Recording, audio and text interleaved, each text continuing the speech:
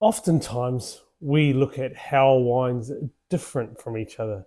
This week, we're going to discuss how wines are similar. Whether it's because of where it's grown, the vintage, how it's grown, or just the stylistic whim of the winemaker, how that blurs the lines between Chardonnay and Sauvignon Blanc, Syrah and Pinot Noir, etc.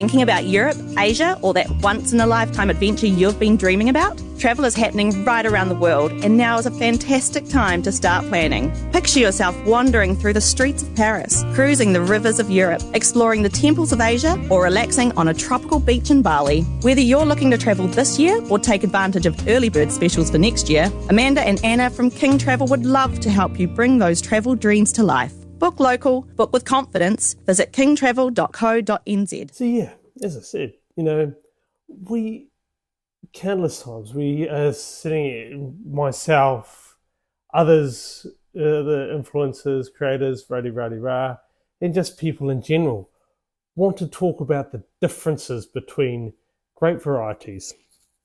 How about talking about the similarities between grape varieties? How the lines can be blurred depending on situation. For instance, if you have a cold vintage, wines are lighter, fresher, more acidic, so they tend to resemble wines that are lighter in body. So Chardonnay, for instance, the world famous Chablis, it's a cool climate. It produces a cooler style wine, lifted acidity, more minerality. The fruit that's there is very much sort of white or yellow fruit. It's not the dark, rich tropical fruits. It's very much in that lighter spectrum. Same goes for reds. If it's a cooler vintage, your Merlot is not going to taste plump and juicy. It's going to taste fresh, light, herbaceous, potentially more like a Pinot Noir. And this is what I'm talking about this week, because we get into this whole idea of this is the grape variety we have to drink. And no, you don't have to drink that grape variety. This is the style of wine you like. So you think, I like this style of wine, it's crisp, dry, and fruity, so I have to drink Sauvignon Blanc. Not necessarily. There is Chardonnay that tastes the same. There is Pinot Gris that offers the same. Pinot Grigio from Italy. Italian whites offer that lighter, fresher style. I have talked about this in the past, but really nailing down that whole thing that just because you are wanting, you drink Sauvignon Blanc does not mean you cannot drink Chardonnay at all. Vice versa. If you're a Chardonnay drinker, that doesn't mean you can't drink Sauvignon Blanc. Sauvignon Blanc, if you oak it, is very similar. What I'm talking about is physiology. Let's break down the grapes. Let's compare the grapes side by side, Chardonnay and Sauvignon Blanc. So you have, they're both high acid whites. They both can exhibit citrus and stone fruit characters. Depending on where they're grown, it's more sort of greener or whiter or yellow versus sort of riper orangey sort of style. They do both like being an oak. They both can age if you make them right. They both can be drink now young and fresh styles of wine. And when they're fermented, quite often, 99% of the time, they're fermented to dry. So, and for those of you who are watching this overseas or listening overseas, Kiwi wines, they tend to be to the drier side because at the end of the day, we can, we're, and I'm talking about residual sugar here. I'm talking about how much sugar is left in the wine. They tend to be less than 5 grams residual sugar, probably being more realistic, more like less than 3 to 4 grams residual sugar left in the wines. Where overseas there could be more, because if you're in a hotter climate, you start running into issues with potential alcohol where you're starting to push that 15 plus, and you don't want that. So might leave a little bit of sugar in to help make sure you don't hit that threshold. Anyway, that being said, they both get fermented to dry. They both can and do like being an oak if you're making that style, but they also both lend itself very well to be unoaked. Obviously Chardonnay, it's less common to be unoaked. In the Sauvignon Blanc, it's less common for them to be oaked, but they do allow themselves. Where they differ is probably the fact that you get that real herbaceousness with Sauvignon Blanc. You don't get that with Chardonnay. Well, you could, but you don't tend to. And how they ripen. Chardonnay is an early ripening grape variety, so it does lend itself more to being grown in cool climates, like almost cold climates, even though in New Zealand, the best Chardonnay tends to come from one of the warmer regions in New Zealand. Although, when we are talking about the grand scheme of things, there's not too much variation between the New Zealand wine regions as far as temperature goes. There's small amounts. Where Sauvignon Blanc is a warmer climate, not hot, but warm climate, from the warmer areas of France, the southwest, as opposed to the northeast, central northeast of France, where Chardonnay comes from. So opposite ends, closer to the Alps for Chardonnay, and as you move closer to the Alps, you'll notice that difference with the Chardonnay. They do get cooler, fresher, leaner, and same with Sauvignon Blanc. As you move north to the Loire, they do get a little bit fresher and lighter than your riper, fuller Bordeaux Sauvignon Blanc, and so there is that difference. Anyway, that being said, so Sauvignon Blanc is a later ripening variety because it has, where it grows, where it's naturally from in the Loire and Bordeaux, there's a lot less frost issues. They can leave it for longer.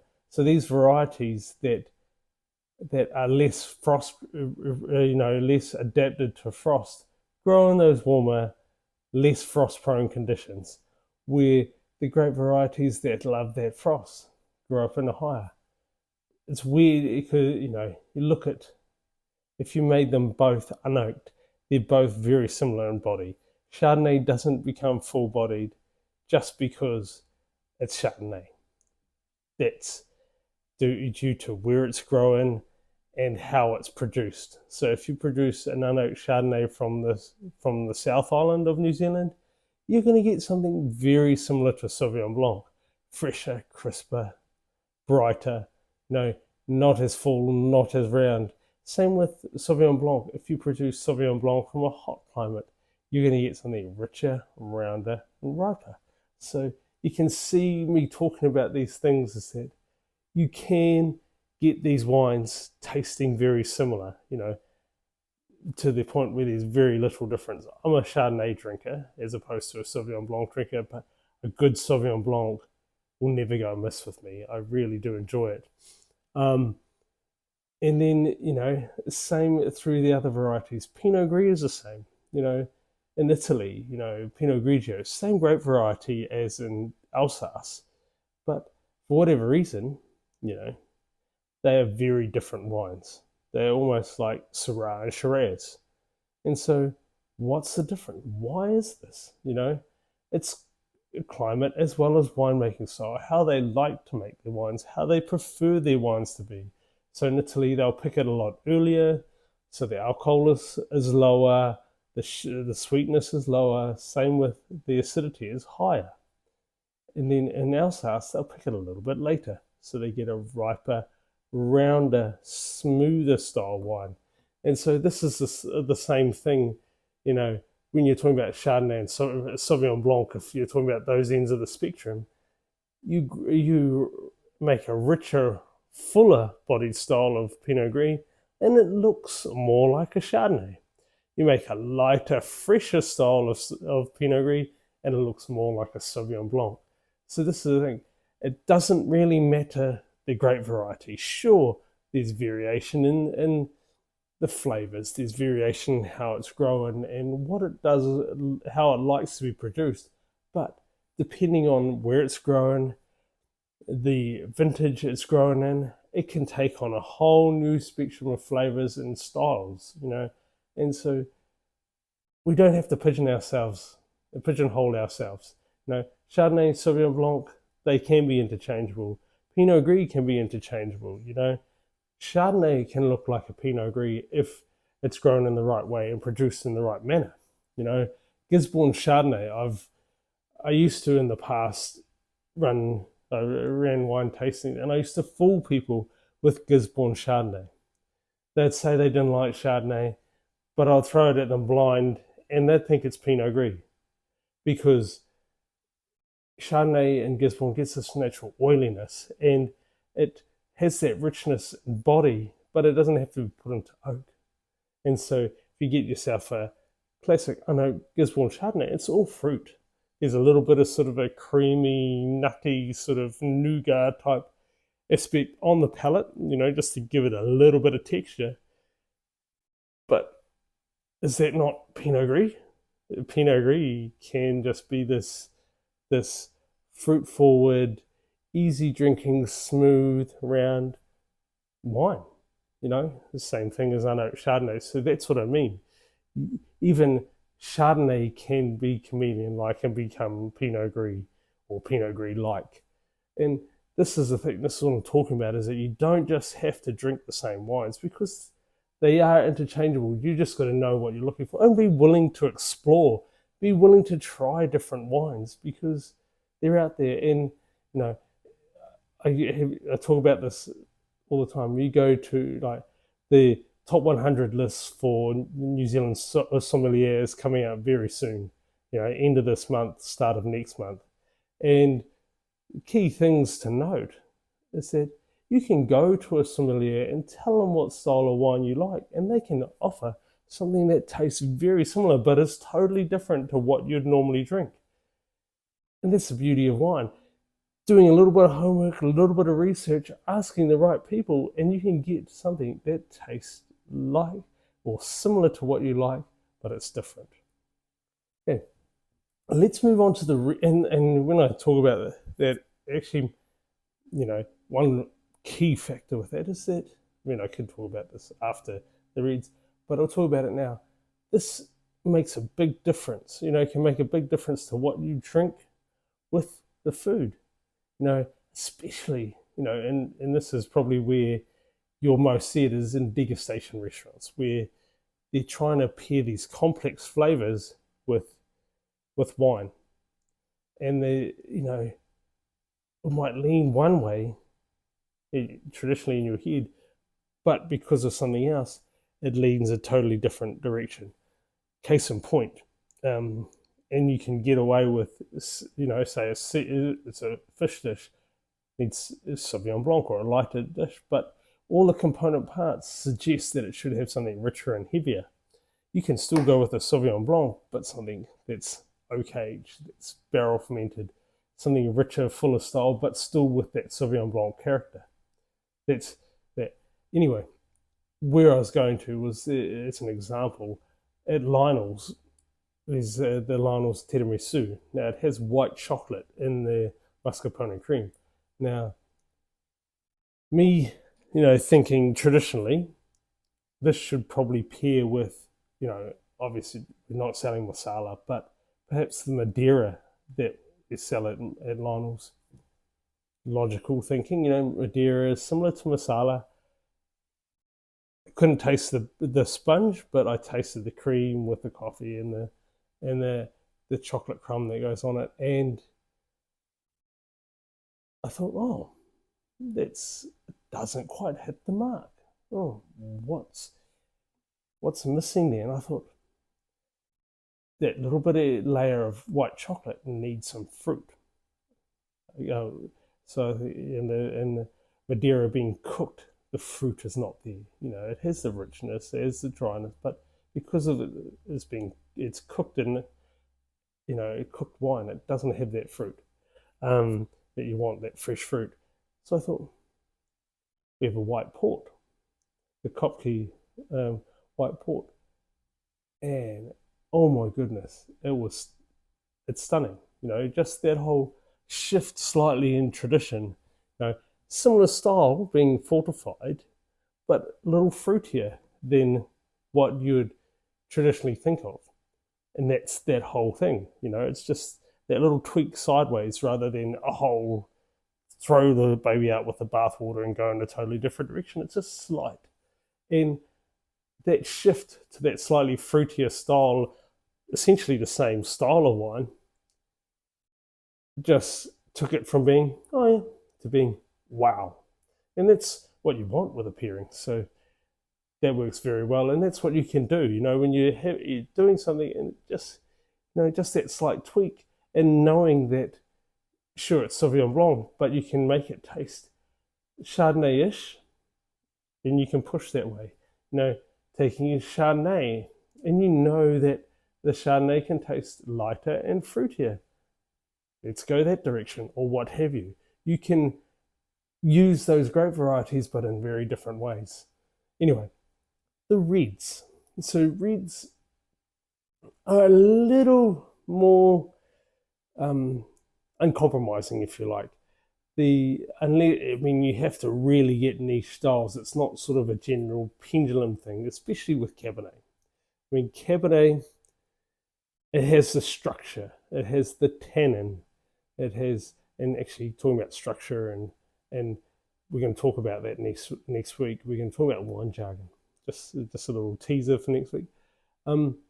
Anyway, Cabernet, because of that tannin structure, it's really hard to sort of shift away from that. Sure, super ripe, super hot climate Cabernet gets that real ripe, jammy fruit on top of that, and you tend to notice it less, but it's still there. Cool climate Cabernet, yeah, sure, it's lighter in body, but it still has that structure and it has that coarse tannin, and if the tannin doesn't get fully ripe, it's angular, it's hard, and it has that green herbal character to it, which is also very Cabernet-like. But when you get it to its optimum maturity, everything else, that herbalness slips to the background. It's sort of that flavor component dissipates and changes to a dried herb, tobacco, sort of that sort of character, which is pleasant, and this marries with the oak. Anyway, so that makes it a little bit harder to sort of mix and match. But obviously, Pinot Noir and Shiraz / Syrah are very much like this. They very much go back and forth. Obviously, hot climate Shiraz is always going to taste like Shiraz. You can't make hot climate Shiraz taste like Pinot Noir. But a cool climate Syrah, they're virtually interchangeable. In a macro level, obviously there's differences, but at the end of the day, the fresh acidity, the spice, the pepper, the berry fruit, acidity, spice, pepper, berry fruit. And that berry fruit can turn towards more like a stone fruit character in Syrah, especially in the cooler climate. So you get that cherry, that red plum character, less of the berries. It'll be more red berry, which is Pinot Noir. So there is very much that transition. And obviously, hot climate Pinot Noir, it starts resembling Shiraz. It really does. You get something from California, like the cheaper Californian Pinot Noir, and you'd be mistaken to thinking that was Shiraz because it just gets so ripe. The only thing it's missing is probably a little bit more tannin. But when you're talking about that cheaper Aussie Shiraz, you're not looking for that. Actually, about California, cheaper Australian Pinot Noir is the same. There's very little difference between a cheap Australian Pinot and a cheap Australian Shiraz. They get really ripe. They get really full-bodied, jammy, fruit.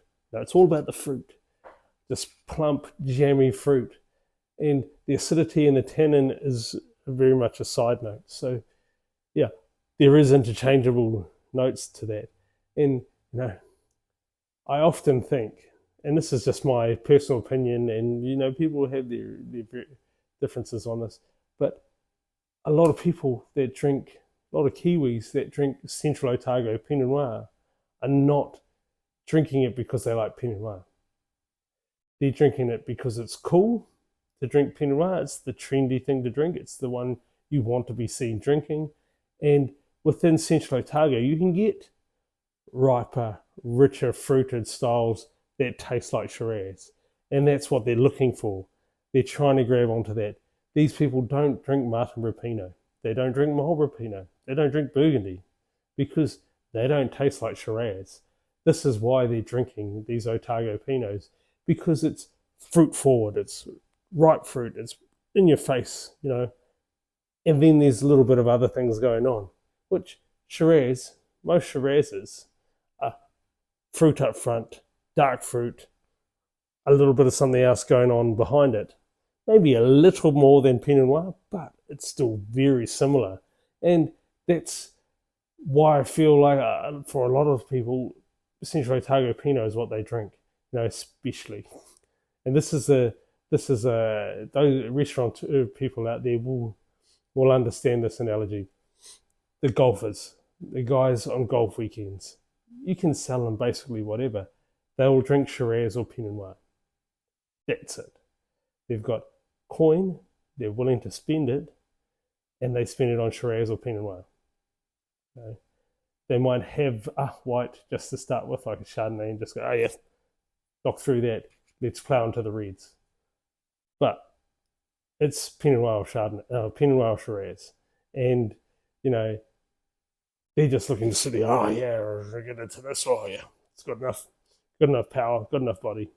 They're not looking at the fact that it's got all these little nuances, or it's from this sub-region of Central, although saying that if I was trying to find a Pinot Noir that from Central that looks as close to Shiraz as possible, I get something from Bendigo.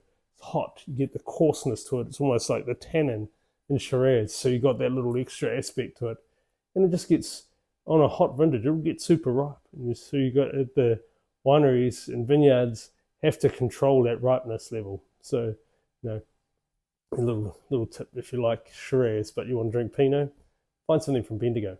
Anyway, that's really, it shows that there is chameleon-like nature in wine. And, even Merlot, you get Australian Merlot, tastes like cheap Australian Shiraz, Australian Pinot.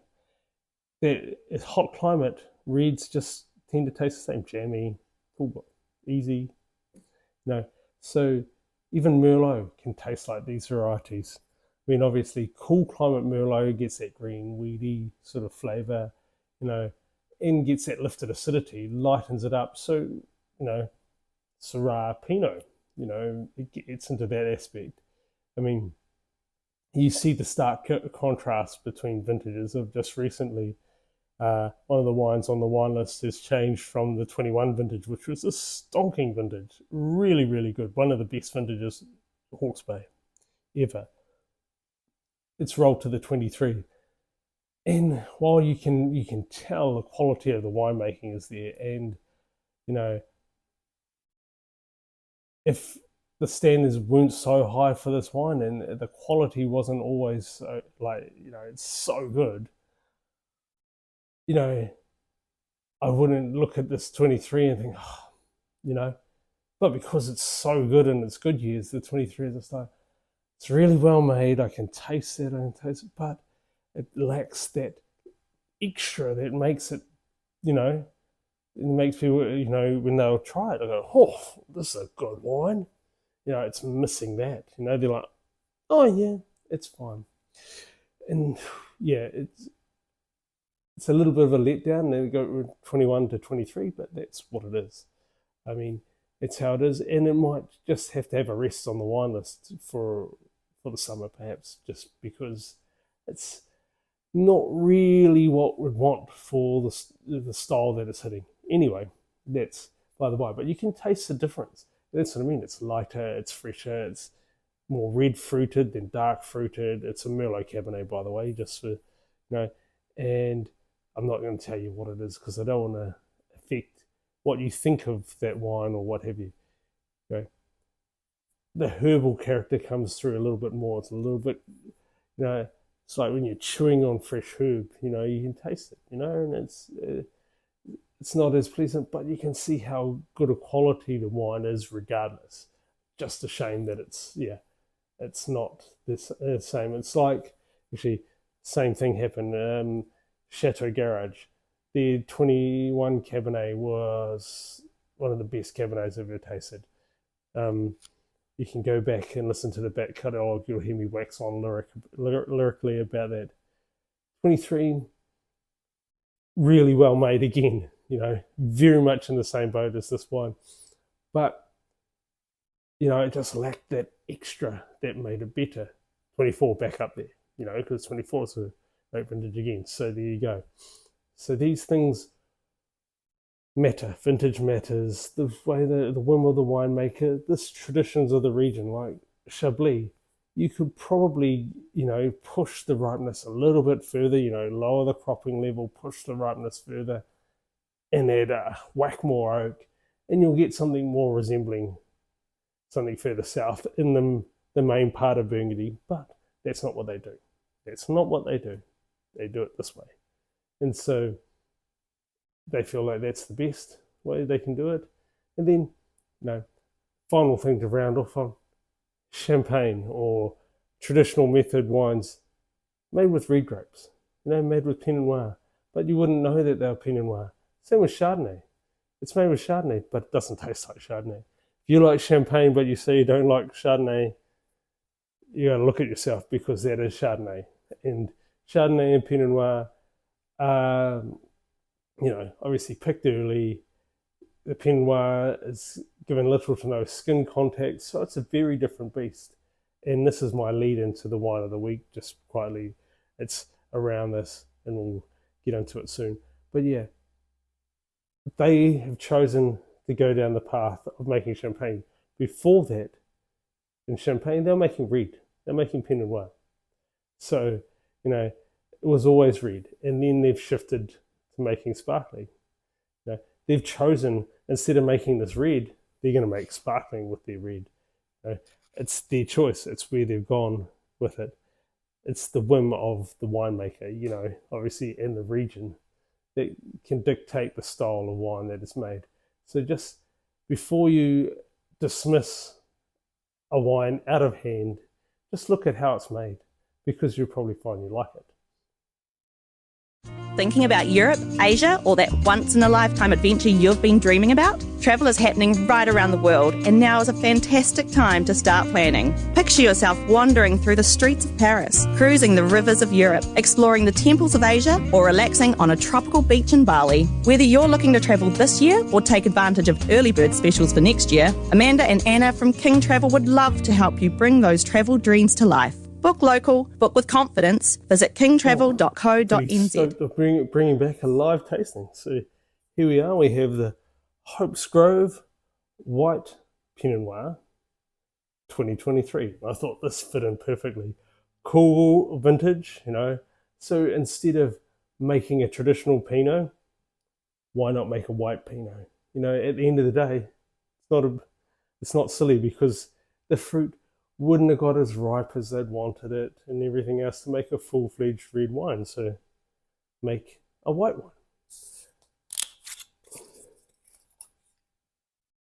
A few years back, when I was at the Merchant, I had I helped a couple with a small little vineyard they had, and just sort of got it back growing some sort of fruit that's worthy. And I said to them, the best wine that I've had from the local area has been a rosé. As much as the grower wanted to make Pinot Noir, wanted to make a red, it didn't happen. So we went to the next best thing and made a rosé, and the rosé is stunning. And, it's really good. And so that's the same thing with what Peter Koopman from Hope's Grove has done. He's made a white Pinot Noir.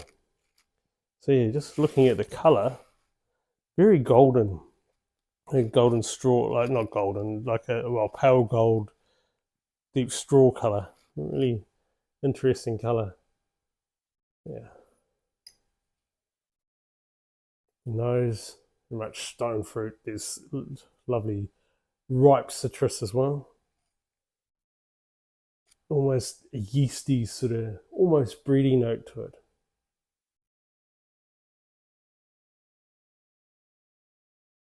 Some sort of like, yeah, the yeasty sort of breedy right on the back end. Ooh. Yeah, a little bit of perfume florals.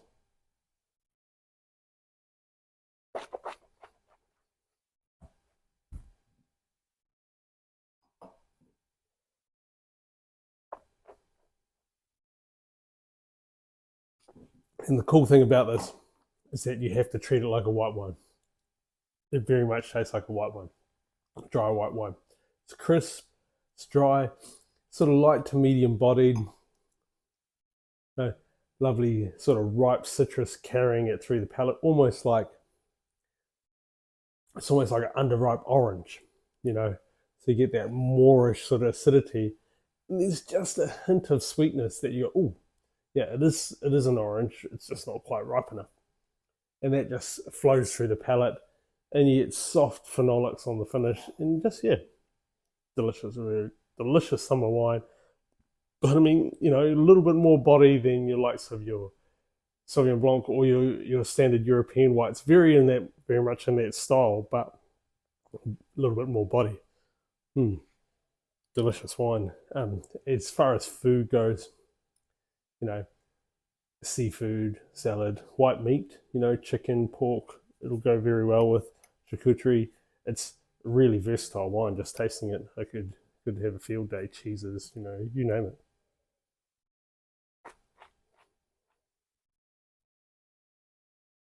And as I said, you have to treat this like a white wine. This is a white wine, not a rosé, not a Blanc de Noir. This is a white Pinot Noir. As you can see the colour, white Pinot Noir. I mean, it lacks a little bit of body, but that's probably because it feels very much like a European white wine. As far as the score goes, yeah, I'd lean, yeah, just have to do my notes. So just 90 out of 100, 4.5 stars, delicious wine, well worth checking out. And yeah, over the summer it will be, I think it will make the cut for the Lionel's list because it's a tasty wine and will really suit the food that we have. So yeah, that's the end of the episode. Till next time, Sante Borakiaho.